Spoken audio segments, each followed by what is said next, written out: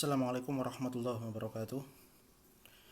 Pada kesempatan kali ini kita akan membahas fase kedua tentang tarikh tasyrik Islam, yaitu Daurul Bina wal Kamal, fase pembangunan dan fase penyempurnaan. Dalam fase kedua ini, yaitu Daurul Bina wal Kamal, terdiri dari 3 marhalah. Marhalah pertama adalah periodenya Khulafaur Rasyidin. Marhalah kedua adalah periodenya Daulah Bani Umayyah. Periode ketiga adalah periode Daulah Bani Abbasiyah. Kita akan mulai di Daur Tsani ini dari marhalah pertama, yaitu marhalahnya Khulafaur Rasyidin.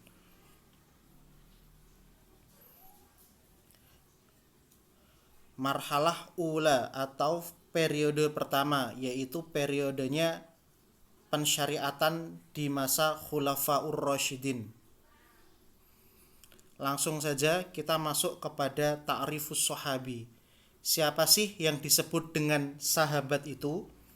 Yang dimaksud dengan sahabat menurut fuqaha dan menurut ahli usul fikih adalah setiap yang pernah berjumpa dengan Nabi Muhammad SAW, beriman kepada Nabi dan wafat dalam keadaan Islam. Jadi yang pertama adalah dia pernah berjumpa dengan Nabi, kedua adalah beriman kepada Nabi, yang ketiga wafat dalam keadaan Islam. Adapun ketika dia berjumpa dengan Nabi tapi tidak beriman kepada Nabi, tidak disebut dengan sahabat. Ataupun dia pernah berjumpa Nabi tetapi meninggal dalam keadaan kafir, maka dia tidak bisa disebut sebagai sahabat. Ini yang disebut dengan sahabat Nabi. Nah, ini kemudian ada ikhtilaf, ada perbedaan pendapat terkait syarat masa seseorang bisa dianggap sebagai sahabat Nabi. Fadhahaba ba'dhum ila annahu yushtaratu fi sahabi ayyakuna qad lazaman nabi sanah aw sanatain. Jadi madhab yang pertama berpendapat bahwasanya seseorang bisa dikatakan sebagai sahabat adalah minimal dia pernah berjumpa dan bermuamalah dengan Nabi 1 atau 2 tahun. 1 atau 2 tahun. Nah, ini kan. Sementara yang lain berpendapat bahwasanya nggak ada disyaratkan seperti itu. Nggak harus 1 atau 2 tahun, nggak harus. Fakullu man laqiyahu, barang siapa yang berjumpa dengan Nabi, maka dia sudah cukup dianggap sebagai sahabat, meskipun itu panjang atau sebentar berjumpa dengan Nabi. Itu. Kemudian ini ada lagi Tamayyuzus sahabah fi fahmi tasyri'. Keistimewaan para sahabat dalam memahami syariat Islam. Apa sih keistimewaan para sahabat? Mengapa sahabat itu sangat istimewa sekali dalam memahami tarikh tasyri' atau dalam memahami syariat Islam? Yang pertama, mengapa sahabat itu sangat istimewa? Qurbuhum wa mulazamatuhum lirrasul, karena dekatnya dan mereka berteman dengan Nabi Muhammad SAW. Nah, itu yang dimana itu memudahkan mereka mengetahui asbab nuzulnya ayat dan sebab keluarnya hadis. Itulah alasan mengapa sahabat itu sangat istimewa. Sebab pertama karena mereka sangat dekat dengan Nabi sehingga mereka mengetahui asbabun nuzul ayat dan asbab atau sebab-sebab hadis itu terucap dari Nabi SAW. Itu yang pertama. Sekarang yang kedua, mengapa sahabat itu sangat istimewa? Diroyatuhum bil lughah al-arabiyah, karena para sahabat itu betul-betul paham dan mengetahui tentang bahasa Arab, yang dimana bahasa Arab itu adalah bahasanya Al-Qur'anul Karim. Nah, itu kan, wadzalika ma ja'alahum aqdarun nas ala fahmil Qur'an li'annahu nazala bi lughatihim. Itulah yang menjadikan mereka adalah orang yang paling bisa memahami Al-Qur'an, karena Al-Qur'an itu diturunkan dengan bahasa mereka, yaitu bahasa Arab saat Nabi Muhammad SAW hidup. Yang nomor ketiga, mengapa para sahabat itu sangat istimewa? Hifdzuhum lil Qur'anil Karim, karena para sahabat itu betul-betul menghafal Al-Qur'an. Selain menghafal Al-Quran, mereka juga bisa menghafal sunnah-sunnah Nabi. Wa hadza ma ja'alahum asbaqun nas fi ilmi syariah wal ihatah bi ahkamiha. Dan itulah yang menjadikan mereka adalah orang-orang yang paling paham dalam ilmu syariat dan mengetahui hukum-hukum yang yang mengelilingi hukum syariat tersebut. Itu tadi. Kita ulangi sebentar. Mengapa sih para sahabat itu begitu-begitu istimewa? Yang pertama, karena mereka dekat dengan Nabi Muhammad SAW. Itu yang menjadikan mereka tahu asbabun nuzul dan tahu asbabul wurud hadis. Kemudian yang kedua adalah karena mereka paham betul bahasa Arab. Karena bahasa Arab itu adalah bahasa mereka atau bahasa Quraisy, yang dimana Nabi Muhammad SAW diutus kepada mereka dan turun dengan bahasa Arab yang fushah. Kemudian nomor 3 adalah mereka menghafal Al-Quran dan mereka juga menghafal sunnah Nabi. Itulah yang menjadikan mereka sahabat tersebut menjadi sangat istimewa. Nah ini. Oke, kemudian kita lanjut kepada berikutnya. Nah, sahabat tersebut itu sudah kita ketahui bahwasanya sahabat itu istimewa. Akan tetapi keistimewaan sahabat tersebut tidak berada dalam satu level. Tafawata ya tafawatu itu bertingkat-tingkat. Jadi sahabat itu dalam memahami syariat itu bertingkat-tingkat, berlevel-level. Ada yang sangat paham banget, ada juga yang pemahamannya biasa-biasa saja. Nah, itu kan. Ma'ana sahabah kanat lahum qudrah khosoh wasabaqahum namanya fi fahmi syariah wal ila annahu. Nah ini, la yumkin al-qaul bi annahum jami'an kanu ala mustawa wahid. Meskipun para sahabat tersebut betul-betul paham syariat Islam, tidak mungkin kita mengatakan bahwasanya para sahabat-sahabat tersebut berada dalam satu level. Ini tidak mungkin. Karena kenapa? Karena pemahaman mereka terhadap syariat Islam tentu berbeda-beda. Nah, ini sekarang sebab-sebabnya. Mengapa sih para sahabat tersebut berbeda-beda dalam memahami atau tingkatan pemahaman dalam syariat itu berbeda-beda? Ada beberapa sebab. Sebab yang pertama, mengapa para sahabat pemahaman terhadap syariat itu berbeda-beda? At-tafawud fi ma'rifatil lughah. Meskipun para sahabat tersebut itu benar-benar paham bahasa Arab, tetapi pemahaman mereka terhadap bahasa Arab itu juga berbeda-beda atau bertingkat-tingkat, tidak berada dalam satu level. Itu yang menjadikan mereka juga berbeda-beda dalam pemahaman syariat Islam. Yang kedua adalah at-tafawud fi mulazamati Rasul, karena mereka juga berbeda-beda saat berteman dengan Rasul. Fa'in mulazamatuhu yatarattab 'alaiha ma'rifatu asbabin nuzul ayah. Karena barang siapa yang dekat dengan Nabi dan sering banget bersama Nabi, dia pasti akan tahu asbabun nuzul. Sementara yang mereka yang jarang dengan Nabi juga tentu akan mengetahui asbabun nuzulnya lebih sedikit daripada mereka yang sering bermulazamah dengan Rasul atau sering bergaul dengan Rasul, berjumpa dengan Rasul. Nomor 3 adalah tafawutuhum fi qudrati tabi'iyah al-insaniyah. Karena memang secara naluri atau secara alamiahnya manusia itu kemampuannya berbeda-beda. Ada yang cerdas banget, ada yang cerdasnya biasa-biasa saja. Ada yang pahamnya paham banget, ada juga yang pahamnya beda-beda. Nah, inilah yang menjadikan mereka berbeda pendapat. Kemudian yang nomor 4, wa yu'ayyidu tafawutun fi hadhil jawanib marwiya an sabi. Oh, udah ndak ini. Nomor 4 udah. Nah, 3 aja ya. 3 aja. Jadi mengapa sih? Nah ini, mengapa sih antar sahabat itu juga memiliki kemampuan yang berbeda-beda? Yang pertama karena kemampuan mereka dalam bahasa Arab juga berbeda. Yang kedua adalah mereka mulazamah dengan Nabi lama atau sedikitnya juga berbeda. Yang ketiga karena memang secara alami kemampuan manusia dan pemahaman serta kecerdasan manusia itu berbeda-beda. Inilah yang menjadikan mengapa para sahabat itu memiliki pengetahuan atau memiliki pemahaman yang berbeda-beda antara satu dengan yang lain karena sebab-sebab tersebut. Oke, sekarang kita lanjut lagi. Masadirut tasyri' fi asri sahabah. Ini adalah sumber-sumber hukum syariat di masa sahabah atau di masa khulafaur rasyidin. Apa saja sih sumber-sumber hukum di masa sahabat ini? Akan kita teliti satu persatu. Yang pertama adalah kitab atau Al-Quranul Karim. Yang kedua adalah hadis Nabi atau sunnah nabawiyah. Yang ketiga adalah ijma. Yang keempat adalah ro'yun atau hasil dari ijtihad. Ro'yun itu pendapat atau hasil dari ijtihad. Akan kita kupas baru satu-satu.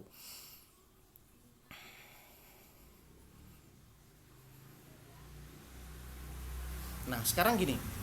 Wa qad kana tartib hadhil masadir fil istidlal yaridu ala an-nahwi tali. Apa maksud daripada judul ini? Maksudnya gini. Apabila terjadi suatu permasalahan yang dihadapi oleh sahabat, mereka akan melakukan hal-hal yang berurutan seperti di bawah ini. Misalkan nih ada perkara baru, perkara ini namanya A gitu. Ketika ada perkara namanya A ini, yang mereka lakukan pertama kali adalah dengan melihat apakah perkara tersebut ada di kitabnya Allah Subhanahu wa taala, atau ada nggak sih perkara ini di Al-Qur'an. Nah, ini yang pertama.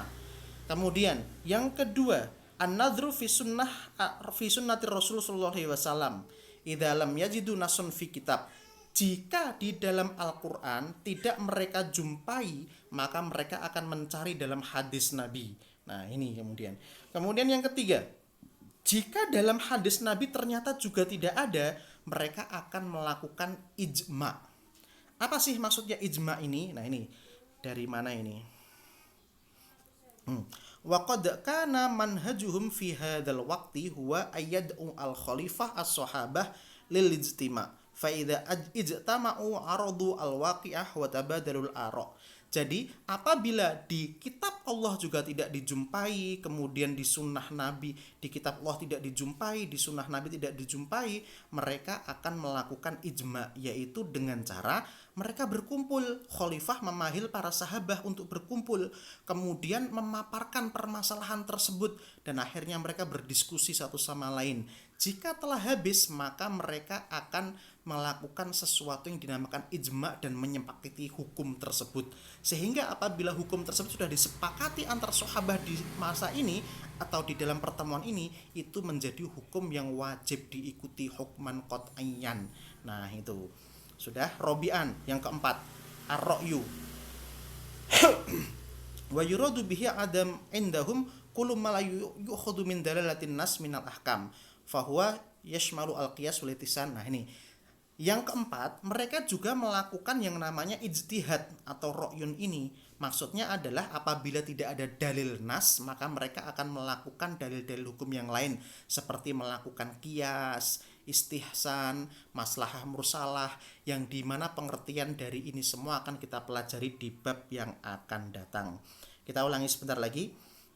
Jadi bagaimana caranya apabila terjadi suatu permasalahan baru di masa sahabat ini? Yang pertama, mereka akan melihat kepada kitab Allah Subhanahu wa taala. Ada apa enggak sih ini? Nah, itu kan. Kemudian yang kedua, jika tidak ada, mereka akan melihat kepada sunnah Nabi. Ada apa enggak? Dan jika tidak ada, mereka akan melakukan ijma. Apa itu ijma? Para khalifah akan memanggil para sahabat untuk mendiskusikan permasalahan tersebut. Dan jika hasil diskusi disepakati, maka hasil diskusi tersebut menjadi hukum qat'i. Itu. Kemudian yang berikutnya, mereka juga melakukan ro'yun, dalam artian mereka juga berijtihad menggunakan qiyas, menggunakan istihsan, menggunakan maslahah mursalah, baro'ah asliyah, saddu dzara'i dan sebagainya, yang dimana pengertian-pengertian ini akan kita kupas di bab yang akan datang. Oke, sekarang mauqifus sahabah fi hadhihi al-masadir. Nah, posisi sahabat dalam masdar-masdar tersebut atau sumber-sumber hukum ini. Nah, ini kan, sebentar ya. Sebentar.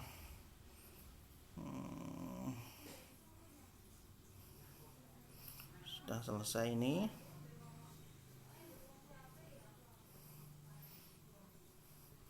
Sudah kita bahas tadi ini. Sudah ini. Jadi ini intinya yang di bab ini. Di bab mana ini?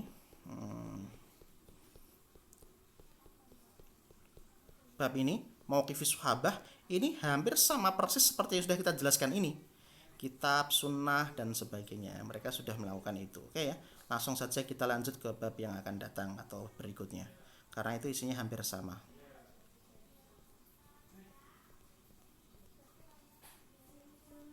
Nah, sekarang ini ada permasalahan baru. Asbabu ikhtilafis sahabah. Kadang-kadang dalam suatu permasalahan para sahabat itu juga berbeda pendapat dalam menentukan suatu hukum. Mengapa sih para sahabat itu berbeda pendapat? Yumkinu an najmal hadhi al asbab fil umur at-taliyah. Kita bisa mengklasifikasikan atau kita bisa memberikan poin-poin mengapa para sahabat dalam menentukan hukum suatu masalah kadang juga berbeda pendapat. Sebab yang pertama adalah kaunun nas dzanniyud dalalah. Nasnya itu enggak qot'i. Maksudnya dalam artian nasnya itu tidak secara spesifik mengatakan A atau secara spesifik mengatakan B, tapi dzanni sifatnya nas. Maksudnya gimana? Ini kita apa namanya? Kita kupas. Wa yuradu bihi ma yakunu muhtamalan lil aktsar min ma'nal wahid. Nas itu dzanni karena kadang-kadang dalam Al-Qur'an itu juga ada satu kata yang dimana satu kata tersebut memiliki lebih dari satu makna. Makanya ketika dalam bahasa Arab satu kata memiliki lebih dari satu makna atau memiliki dua makna, maka para sahabat akan berbeda pendapat. Sebagai contoh adalah ini. Wal mutallaqatu yatarabbasna bi anfusihinna thalathata quru. Menjadi perdebatan adalah kata-kata quru ini. Kata-kata quru itu mustarak bainal maknayain. Kata-kata quru ini ternyata memiliki dua makna, gitu kan? Makna yang pertama adalah suci, sementara makna yang kedua adalah haid. Ini yang pertama, ini yang kedua.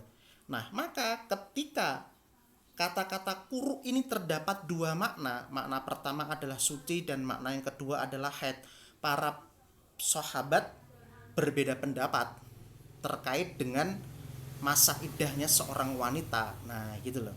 Maksudnya gimana? Maksudnya gini. Wa min huna ikhtalafu fi iddatil mutlaqah hal hiya salasata adhar atau salasata haidot. Mereka akhirnya berbeda pendapat apakah orang yang dicerai atau wanita yang dicerai itu masa iddahnya itu 3 kali suci atau 3 kali haid. Yang menjadi perbedaan gimana? Yang menjadi perbedaan contohnya gini, misalkan ada seorang wanita dicerai. Yang nomor 1 haid suci, nomor 2 haid suci, nomor 3 haid tapi belum suci. Nah, ini loh. Nomor 3 ini haid tapi belum suci. Nah, mereka yang berpendapat bahwasanya makna qur'un ini yang pertama adalah tuhur. Ketika seorang wanita itu berada dalam haid ketiga dan belum suci, maka masih berada dalam masa iddah dan belum boleh dinikahi. Akan tetapi mereka yang berpendapat bahwasanya makna quru itu adalah haid, ini kan sudah 3, haid pertama, haid kedua, haid ketiga. Meskipun di haid ketiga ini dia belum suci, maka masa iddahnya sudah habis dan boleh dinikahi. Ini yang menjadikan perbedaan pendapat mana yang disebut dengan tuhur atau mana yang disebut dengan haid. Itu ya. Jadi terjadi perbedaan pendapat antara salasah quru itu yang pertama tuhur atau suci, yang kedua adalah haid. Terjadi perbedaannya di situ. Yang kedua, mengapa para sahabat terjadi perbedaan pendapat? Karena sunnah belum dibukukan. Nah, ini kan. Fa inna adamu tadwiniha wa adamu jalha fi majmu'atin wahidah tanafaluna jami'an ba'da jailin nada ila kulli sahabi qad hafidha minha ma yata'assara lahu. Karena sunnah itu belum dibukukan, maka kadang-kadang ada para sahabat yang hafal suatu hadis sementara sahabat yang lain belum hafal suatu hadis, sehingga tidak bisa mencari referensi dalam berupa tulisan. Mereka mencari referensinya hanya dalam bentuk hafalan, dan itu menjadikan mereka adalah berbeda pendapat. Nah, itu kan. Jadi perbedaan utama. Mengapa sih para sahabat berbeda pendapat? Pertama karena nasnya adalah dzanni, memiliki dua makna kadang-kadang. Contohnya adalah quru, makna pertama adalah suci, makna kedua adalah haid. Seorang wanita apabila ditalak dia sudah haid 3 kali, maka menurut pendapat yang memilih makna quru adalah haid, dia sudah habis masa iddahnya dan boleh dinikahi. Sementara yang memilih kata tuhur, maka dia belum suci, maka belum bisa dinikahi. Itu ya. Kemudian yang kedua karena sunnah belum ditadwin atau sunnah Nabi ini belum dibukukan. Itu. Nah, sekarang kita masuk pada bab yang selanjutnya. Amthilatu ijtihad sahabah wa ikhtilafuhum. Nah, ini adalah contoh-contoh ijtihadnya para sahabah dan berbeda pendapat tentangnya. Maksudnya contoh-contoh perbedaan pendapat di kalangan sahabat itu apa saja sih? Yang pertama adalah tentang warisan. Jadi para sahabat itu juga sudah berbeda pendapat masalah warisan. Ajma'a sahabah, para sahabat itu ijma' dan sepakat bahwasanya ayah itu menghalangi saudara laki-laki dan saudara perempuan kandung atau seibu daripada warisan. Maksudnya apa? Maksudnya adalah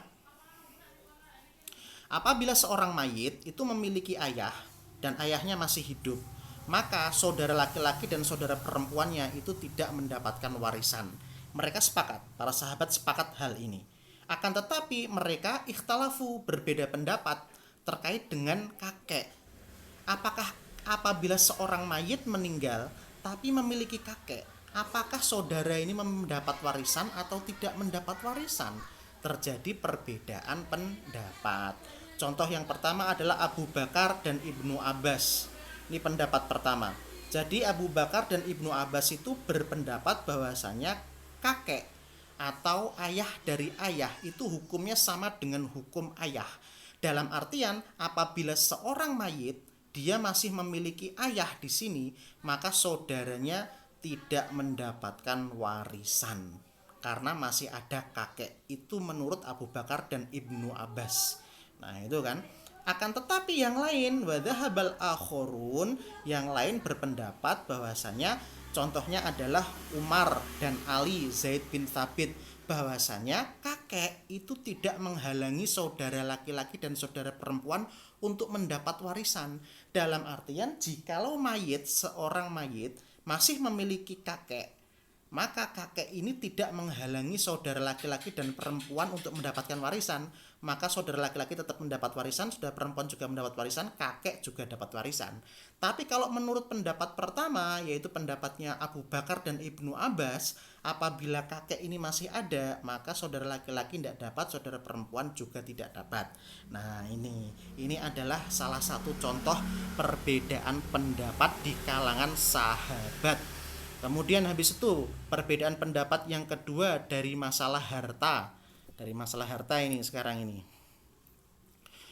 Contohnya adalah Nabi Muhammad SAW itu pernah melarang untuk mengambil unta yang tersesat. Maksudnya apabila ada unta yang tersesat, itu Nabi Muhammad melarang untuk menangkapnya dan kita pelihara. Jangan. Nabi Muhammad pernah melarang itu. Gitu kan. Maka Nabi Muhammad pernah ditanya oleh seseorang terkait dengan unta yang hilang, malaka walaha, emang urusan kamu apa gitu, udah biarin aja. Nah, ini di zamannya Nabi Muhammad Shallallahu Alaihi Wasallam. Dan Nabi Muhammad dan masa itu atau ketetapan tersebut apabila ada unta yang hilang disuruh membiarkan, itu berlangsung sejak zamannya Abu Bakar dan juga di Khalifah Umar. Falamma kana zaman Utsman, nah akan tetapi ketika zamannya Utsman bin Affan berbeda. Apabila ada unta yang hilang maka disuruh nangkap. Ketika disuruh nangkap kemudian disuruh mencari siapa yang punya unta ini. Kalau nggak ada yang mencari, udah dijual aja, nanti kemudian uangnya disimpan di Baitul Mal.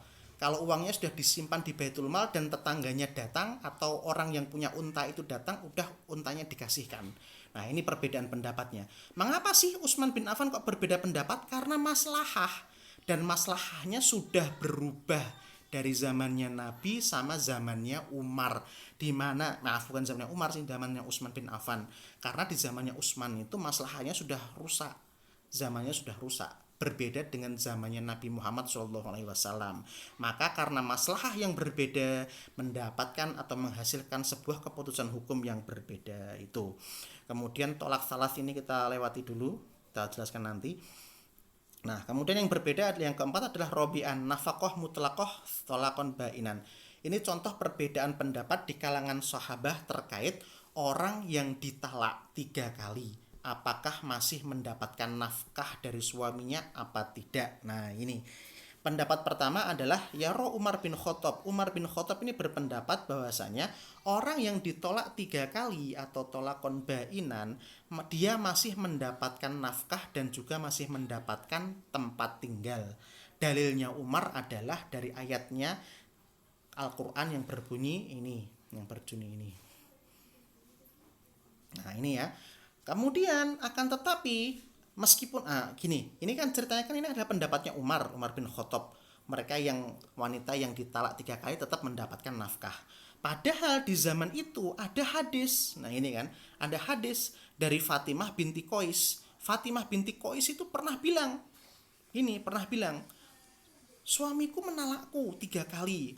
Kemudian Nabi Muhammad tidak menetapkan atau tidak memutuskan kepadaku tempat tinggal atau nafkah, dalam artian suamiku nggak disuruh oleh Nabi untuk menafkahiku dan untuk memberiku tempat tinggal. Nah, ini hadis yang diriwayatkan oleh Fatimah binti Qais. Akan tetapi Umar bin Khattab menolak hadis ini karena kenapa? Kita tetap beramal kepada ayat Al-Qur'an. Nah, ini kan. Karena siapa tahu seseorang wanita ini dia itu lupa atau tidak menghafalnya. Nah, ini bisa jadi dia itu lupa atau tidak menghafalnya. Maka Umar bin Khattab tetap mengamalkan ayat ini, yaitu yang ditolak 3 kali tetap mendapatkan nafkah dan tetap mendapatkan tempat tinggal gitu. Nah, akan tetapi ini Wayaro Ibnu Abbas walau Khurun Ibnu Abbas dan yang lain berpendapat bahwasanya orang yang ditalak 3 kali itu tidak mendapatkan nafkah dan tidak mendapatkan tempat tinggal, karena Ibnu Abbas dan yang lain itu berpendapat menggunakan dalil hadisnya ini, hadis Nabi yang tentang Fatimah binti Qais ini yang ditalak 3 kali tapi nggak dikasih tempat tinggal dan nggak dikasih nafkah oleh suaminya. Jadi maksudnya adalah tentang talak 3 kali ini, apakah seorang wanita yang ditalak 3 kali masih mendapatkan nafkah dari suaminya dan mendapatkan tempat tinggal? Menurut Umar bin Khattab, iya masih, gitu kan? Menurut Umar bin Khattab, iya masih, karena dalilnya dari ayat Al-Quran. Sementara kalau menurut Ibnu Abbas dan yang lain tidak mendapat. Kenapa? Karena ada hadis Fatimah binti Qais. Itu ya perbedaan pendapatnya. Nah, ini adalah sekarang adalah tarojumul li ba'di kibaril sahabah. Ini adalah riwayat-riwayat singkat tentang para sahabat yang terkenal, riwayat-riwayat singkat. Yang pertama adalah Zaid bin Thabit. Jelas Zaid bin Thabit itu adalah penulis wahyu. Penulis wahyu. Gitu kan. Singkat-singkat saja kita. Kemudian habis itu Abdullah bin Mas'ud, itu adalah sahabat yang paling dekat dengan Nabi Muhammad SAW. Langsung kemudian setelah itu siapa lagi di sini? Abdullah bin Umar. Abdullah bin Umar ini adalah anaknya Umar bin Khattab. Nah, ini anaknya Umar bin Khattab, Abdullah bin Umar ini. Kemudian siapa lagi di sini? Abdullah bin Abbas bin Abdul Muthalib. Abdullah bin Abbas itu adalah anaknya pamannya Nabi. Jadi pamannya Nabi yaitu Abbas itu punya anak namanya Abdullah. Nah, seperti itu. Banyak ya. Sekarang Sayyidah Aisyah Ummul Mukminin, udah ceritanya, istrinya Nabi Muhammad dan juga putrinya Abu Bakar. Gitu. Kemudian lagi yang mana lagi? Nah, ini sekarang karakteristik tasyri' di masa sahabah. Karakteristik khosois itu karakteristik. Di masa sahabah, tasyri' atau syariat Islam itu memiliki beberapa karakteristik. Karakteristik yang pertama adalah fikih di masa ini, gitu kan? Karena yaridu waqiyan mutamasyan ma'al hawadis al-waqi'ah fi'lan. Para sahabat itu membahas fikih hanya apabila ada masalah yang terjadi dan sedang berlangsung. Gitu ya. Dan para sahabat belum pernah membahas hal-hal yang tidak terjadi atau belum terjadi. Jadi fikih yang dibahas di zamannya sahabat adalah fikih yang berlangsung atau fikih yang terjadi secara waqi'i dan dilakukan. Kemudian yang kedua adalah karakteristik yang kedua adalah Quran pada masa ini itu sudah dikumpulkan dan dijadikan menjadi satu mushaf. Kemudian yang ketiga, lam takun as-sunnah tarafi al-fatra ila inda hajah ila ta'aruf. Nah, sunnah atau hadis itu belum diriwayatkan, enggak diriwayatkan. Sunnah atau hadis itu tidak diriwayatkan di periode ini fi hadhil fatrah, kecuali apabila dibutuhkan. Jadi para sahabat itu baru akan meriwayatkan hadis apabila membutuhkan, baru akan memanggil seseorang yang hafal hadis gitu. Dan sunnah ini nggak diriwayatkan kecuali dibutuhkan. Nah, gitu kan. Kemudian yang nomor 4 adalah zuhara fi hadhil fatrah masdar jadid. Nah, ini di masa ini ada satu sumber hukum yang disepakati, yaitu adalah ijma, dengan cara khalifah memanggil para sahabat dan mendiskusikan. Kemudian nomor 5 adalah kasrat fi hadil fatrah al-ijtihadat mubniyah ala asasin ma'rifati ilatil hukum. Nah, ini pada masa ini juga sudah dikenal ijtihad yang untuk mengetahui hukum sesuatu dengan mengetahui illatul hukmi, dengan mengetahui illah Nah, apa itu ilah akan kita bahas di pertemuan yang akan datang. Nanti ada pertemuan namanya hikmah dan juga ilah. Apa sih hikmah itu, apa sih ilah, nanti akan kita ketahui. Itu ya. Kemudian nomor 6, para sahabat belum meninggalkan fikih yang terkodifikasi, yang dimana bisa dijadikan maroji. Jadi fikih itu belum dibukukan di masa sahabat. Kemudian apa namanya, nomor 7, para sahabat itu yatawassauna firroyi. Maksudnya adalah mereka benar-benar sering berijtihad dan menggunakan akal. Mereka para sahabat itu juga sering berijtihad. Nah, udah ya, kita lanjutkan di pertemuan yang akan datang, marhalah tsaniyah, yaitu di masa Asrul Umayyin. Syukron, wassalamualaikum warahmatullahi wabarakatuh.